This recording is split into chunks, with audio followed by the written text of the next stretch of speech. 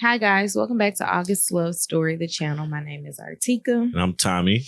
And today we are reviewing season 4, episode 11 of Ready to Love. And this episode is titled Unfinished Business. If you haven't already, please take a moment to subscribe to our channel and turn on the notification bell. So we open back up, which we can start there.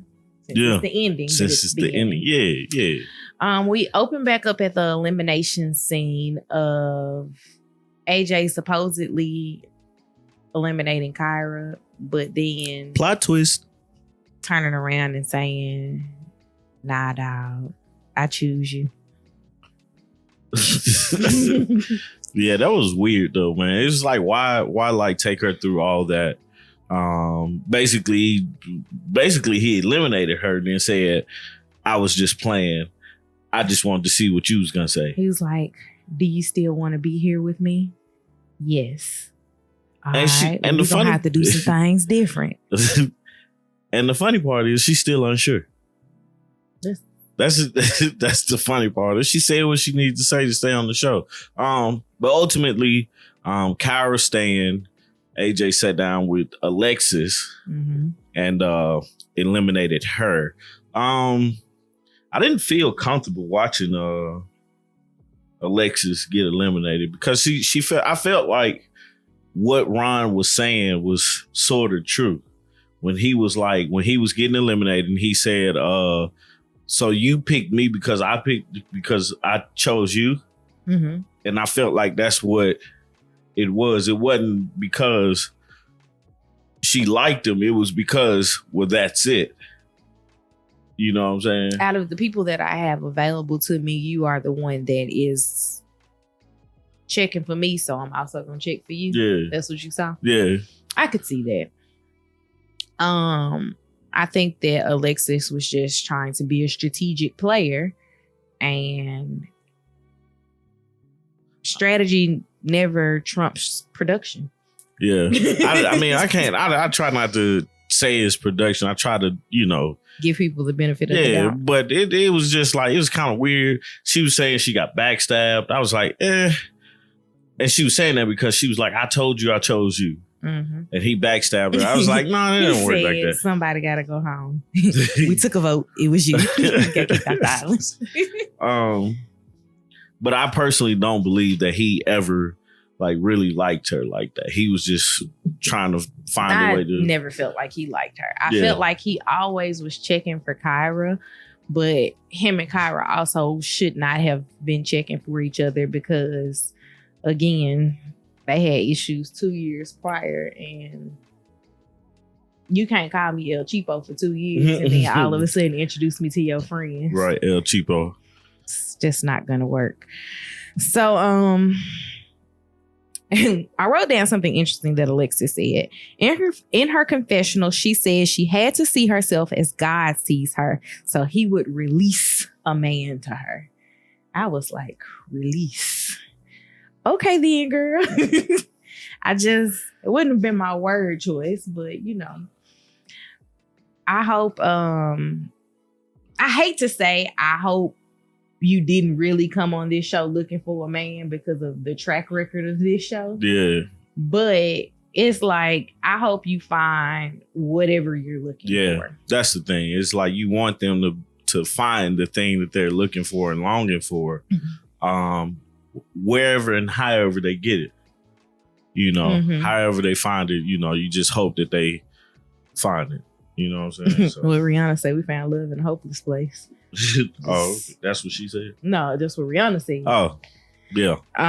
So next we see the ladies meet up in the ladies' lounge. Liz is confused why Kyra is there. I was like, that's not your business. Right. Stay in your business. Right. And you ain't got to worry about her business. Exactly. Even though y'all business is intertwined. Exactly. It's your business is yours and her business is hers. So they sit down and they go over their last week of one-on-one dates. I'm sorry, they sit down and they discuss the ranch, and then they talk about going on their last week of one-on-one dates. And Nephew Tommy told them he wants them to get beyond the idea of a relationship into actually being in a relationship, because that's what they should be choosing to be in at the ending of this process. I was like, that's interesting, because the ending of last season, Ready to Love, I don't think we told them to walk away being in a relationship. Well, I caught that too, and I was like, well, maybe that's the learning from the failures of the episode. You know, hey, we gotta like actually promote relationships in this thing, not just a contest. Because, like, honestly, man, it gets to a kind of like a fantasy draft. That's what it is. It's literally like you sit down, and I'm not saying you, but like they sit down and they plot like, okay, it's 10 of us, it's 10 of them. These two people already have iced each other out because they knew each other in the past, because that's going to happen in every group. Yeah. Like they're not interested in getting to know each other because they have some type of past mate, whether it be like dating or just friendship. Exactly. And then it's like, okay, so I can go after him and I ain't got to worry about her. Like, you looking at all the players of the game trying to figure out how you can stay on the longest. I just don't get what staying on the longest does. I don't either. Like, I wish I knew what, like, other than the relationship, what's the prize at the end. You know, and you get some notoriety with the show because you're on the TV show, people watch it, you know, and stuff like that. So that's a cool part as well. But it is what it is. Like people try to fight to get to the end of the show. I understand. Winners like to win and losers lose. Or losers self-eliminate. Exactly. Losers self-eliminate. I did find Liz and Kyra situation a little bit interesting. Liz was talking about Jason, and Kyra chuckled. Oh, that wasn't this time. Oh, it wasn't? That was the next time. After they had the one-on-one dates. When they got back together. That was the first time they... Oh, okay. Go ahead. You know better. Maybe it's not. Go ahead. Maybe it's not. Oh, okay. I'm telling you, go ahead. All right. I'm gonna keep going. But Liz was explaining to the everybody that Jason had chose her, and basically chose her like weeks before the ranch. Like before they got to the ranch, he already knew that he wanted to go with Liz and not Kyra. Kyra chuckled because she got a different message from him. And Liz felt disrespected in that regard, because it's like Liz was like, that wasn't the second meetup, by the way. It was? Yeah. I had to read down because people in the comments like to tell me how I was wrong. So I read down to be sure. You telling me how I read down to make sure that I was correct before I stopped you again. Oh, okay. Because see right here, the ladies meet up again, and that's when Kyra laughed. All right. Well, go ahead then. I'm done. I mean, you know, it is what it is. We'll carry this conversation. We'll bring it back up again. We'll come back to it. Let's see. So we're supposed to get it beyond the relationship into getting in one. Then Kyra says she has some unfinished business with Jason. Liz did not like that. So we see Jason and Liz go out and they discuss him choosing her over Kyra. And he basically said that, you know, he had solidified his decision weeks ago, and he gave her a single white rose with a speech about how she's only the third woman to ever get this single white rose. Maybe I'm not sentimental enough, because I was like, why are we crying, Liz? I didn't get that part either. Yeah. I was like, oh, she cried. I guess it's extra points if you make a girl cry. Like, extra points for what? I don't know. The prize at the end. Yeah, you get 10 extra points. So then we see Amber and KG go out on a date, and she let him know that she has stopped communicating with Ron, and that she has no other connections, and she wants to give him some assurance. And they talk about how many kids they want to have. She says, you know, she's comfortable with just one, but she's always seen herself as a mother. He was like, you know, I'm waiting until I get married. I'm on semen retention. I was like, semen retention? Essentially, he's being celibate until he decides to get married. And She wants to know if she can break his semen retention. I was like, KG, that ain't nothing but the devil. I can't say one way or the other, man. If you are practicing celibacy, just think about it as a woman. If a woman was practicing celibacy, see Liz, and a man was like, I'm gonna make you cut that short for me, we would be like, nah, girl, that ain't the one. So why is it not the same in the inverse? I can't answer that question for you, man, because that is not part of my ministry. Currently, right now, I am not practicing celibacy. Anywho. I don't think I have to. Next, we see Kyra and AJ. And... oh, I skipped right over Joelle and Vernisha. I'm sorry. You did. Joelle goes to Vernisha's house and they had dinner and they talked about the fact that they chose each other.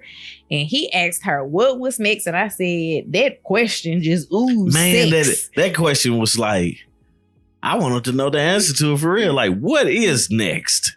I know what was next for him. I can't say what was next for her. She was probably like, I got the itis. And he was like, I got the itis, all right. She was like, I don't know, you answered. I was like, man, don't put me in no situation like that. Anywho.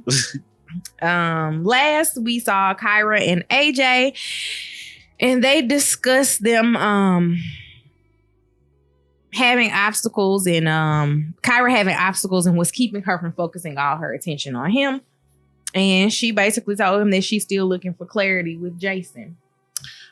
Yeah. And that was the thing I was talking about at the beginning, was like how he basically eliminated Alexis for Kyra, but Kyra still is not 100% sold on him. And her still looking for clarity with Jason just to, I guess, clear the air with what was being told to her or whatnot. That just wouldn't sit right with me with being AJ. Mm-hmm. You know, because it's like at this point, you know, I still have to wait. Are we doing everything we need to do? Because like, I like you. Do you like me? Circle yes or no. Right. That's it. That's all I want you to do. And then let's build off of that. Sidebar. We were talking about people trying to make it to the ending of the show. Kyra has done an amazing job of making it to the ending of the show without being a pick-me. Yeah, she has. Like, but interestingly enough, in the last episode, Kyra went from being just Kyra to now we are showing her, or production is showing her in a villain light. Yeah. And I don't really like her being the villain. I don't like her being a villain either, because I don't look at her as a villain. Yeah, I don't feel like she's a villain either, but you can see what I mean by production showing her as a villain. Like, she's the one that can mess everything up for Liz and Jason. And it's like, now Jason is the one that can mess things up for Liz and Jason. That has nothing to do with Kyra. Yeah. Kyra's just choosing Kyra.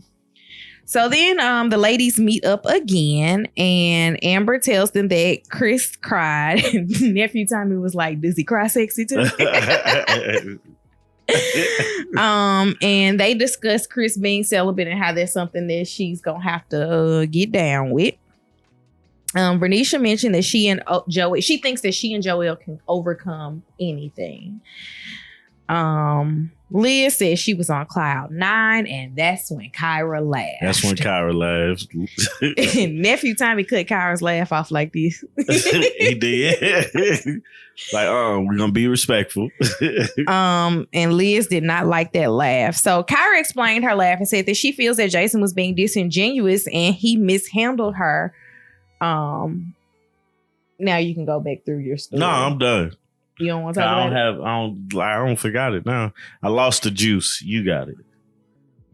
Essentially, Jason told Liz that he had chose her weeks ago. Kyra was like, at the ranch, he was like, it's between y'all two. What you want?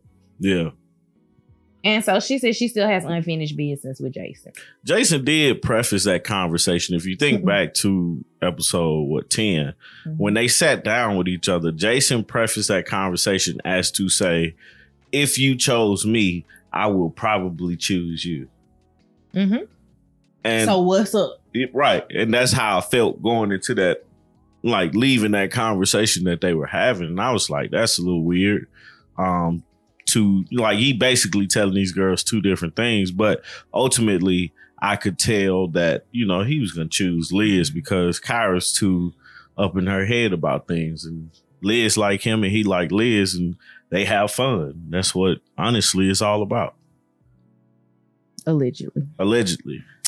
So Nephew Tommy said that the four couples should not have made it to the end, and there's going to be one final dinner for them to make their final decisions.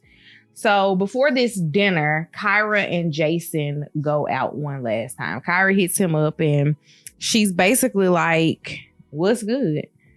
You told Liz this. That's not what you told me. Let's clear the air. So he admits he lied about his mind being made up. And he said he's cool because he's with Liz now. Jason asked her what is it that she wants. She asked him if the decision was going to be different. If she had said something different, like if she had said, I choose you, would he have still chosen Liz? And he said, yes. I don't think that was gay. That was gay. That's what you call I've chose Liz now, mm-hmm. and that's what I'm gonna stand on. Mm-hmm. You know, the answers made sense for both parties. Mm-hmm. Like it made sense that Kyra felt the way she felt, mm-hmm. and it made sense that Jason said the things he said. Mm-hmm. Like him telling Liz that, hey, I chose you before we even got to the ranch. That's game. Mm-hmm. I want to make sure that you're strong in what I say to you right now. Mm-hmm. You know, him going back and telling Kyra the same thing. Like, yeah, you know, I might have stretched the truth a little bit, but, you know, right now, today, would I change my mind? No. Like, why would I? That's going to cause more confusion. And then it's going to cause more problems with the person that I'm actually happy to be with. Like, I'm happy to be with either one, but I chose Liz. So I'm going to stand by my decision. And that's what that was. I choose my choice. Right. Exactly. That's exactly what happened, man. He chose his choice. So after that day, all four couples show up to a rooftop lounge for a final dinner. And Kyra said that seeing Jason really got under her skin. And yeah, that's like you in class and you go with somebody in the same classroom, but then like y'all break up and he started talking to somebody else in that same classroom. That's what that was like. He would die.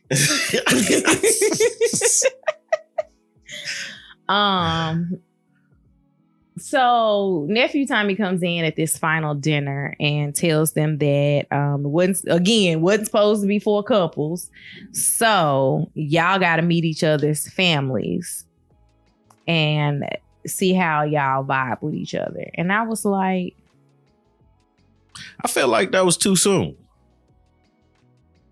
Yeah, because, okay, based on the timeline that Ron gave us when he did an interview, he says that they'd only been filming for 3 weeks. I don't know you. Yeah, like, COVID is real. Yeah, that's one thing. But go ahead. No, I was going to say, like, I'm not big on you can't meet my folks. You know, it is what it is on that. If I like you, you know, my folks don't have a decision on what, you know, I choose or not. They just can. I don't need like they're just there because they're a part of my life. That's why you meet them. But I'm not a big person on not meeting my folks and stuff like that. But it's I just feel like in that situation, they're not even solidified. Like they're still trying. I feel like they're still trying to get to know each other and at the start of the relationship. Now, Kyra said it. She was like her mom helps make her, you know, if her mom doesn't like it, you know, she probably won't go with it. But that's just how she moves. Which is interesting because you about to bring El Cheapo to your mama. You know her mama's heard about this guy. If her mom is that involved in her life. Right. So it's like, man, it's hard to, because we're all different individuals. I can only take somebody else's opinion about somebody that I like with a grain of salt. I have to make that decision myself, and I have to investigate is the wrong word, but I can't think of the word to say, but investigate this person to my own liking. And if it passes my test, then that's what it is. That's why a lot of times you hear people saying, like in relationships, don't talk bad about the person you're with, because that's the person that you're not to your family or your friends. Not to your family or your friends, but that's the person that they see is the person you're telling them. And that their decisions is based off of what you told them, not off of what this person does. And a lot of times our family gets confused about the two. So yeah, unlike them, I let anybody meet my family. I don't care. They could meet you in the grocery store. Like, I remember a classmate of mine who clearly does not like women at all. My stepdad randomly met with me when we were out one day in Memphis, and he was like, I think he like you. And I was like, he don't like anything that I have. It's like my family doesn't see things for what they are. Yeah. So it's just like, right. I don't care about you meeting them. Yeah. Like, you could meet my family very early in a relationship. I remember dating a guy, and he met my family the same week that we met each other. And it's just like, okay, we didn't work out. They don't still ask about him because they know he wouldn't, like, we're not together. It doesn't matter. He's not me. Obviously. So it's just like, for me, I don't project the seriousness of meeting family because it doesn't matter. Yeah. Like, even if my family loves you, I can still break up with you. I don't care. But if I'm going to something and I would have typically spent that day with you, because that's usually when you meet families, like holidays and stuff. Yeah. So if, like, I'm going to a cookout and you were like, man, nobody in my family doing anything, you can come through. I don't have to really like you to do that. I just have to make sure that you're not crazy. Yeah, that's it. That's pretty much that's it, man. So, final predictions. I don't have any. Like, I think everybody's gonna say yes to each other, and yes to each other. And do you think they're gonna still be together at the reunion? I can't say. I don't know. Like, because it's like the track record is no. I want to say they're all gonna be together, but the odds are they're not. I don't think any of them are gonna still be together. I don't honestly know. So we'll see. I think that one of them is going to give a politically correct answer, like, we're still getting to know each other. Which is honestly true, depending on, like, at that time. I don't know how far between they filmed and, the reunion is. You don't have to, like, be boyfriend and girlfriend to be like, we're exclusively dating. But I feel like we're getting to know each other is, I mean, we text sometimes. Yeah. That's how I feel about that sentence. Or that statement. Yeah. All right. You got anything else? No. I enjoyed this season. I wish the reunion was going to be 2 parts. Oh, we got one more episode. I'm talking like this season is over with. Yeah, we still got one more episode and then the reunion. So wait till next week and then I'll tell you. I enjoyed this season. If you guys haven't already, please go subscribe to our other channel too, 3Amp Media Studios, where my other podcast, Speak Geekers Podcast, Let's Discuss, where we take a panel and we just answer, like, talk about social events going on, social situations and different things like that. Have a lot of fun with that. So you get a chance, go over to that channel, check it out, and check out her podcast too with cousin Crystal. Shout out to Crystal. Mother's Milk. The show. And that's all I got. I ain't got no more. Nope. All right, y'all. Please subscribe to the channel, turn on the notification bell. That didn't come out right. Nope. Notification bell. Comment down below. Let us know what you guys thought of this week's episode and what your predictions are since Tommy has none. I said everybody be together next week. Anywho, thank y'all for watching. Bye. Peace.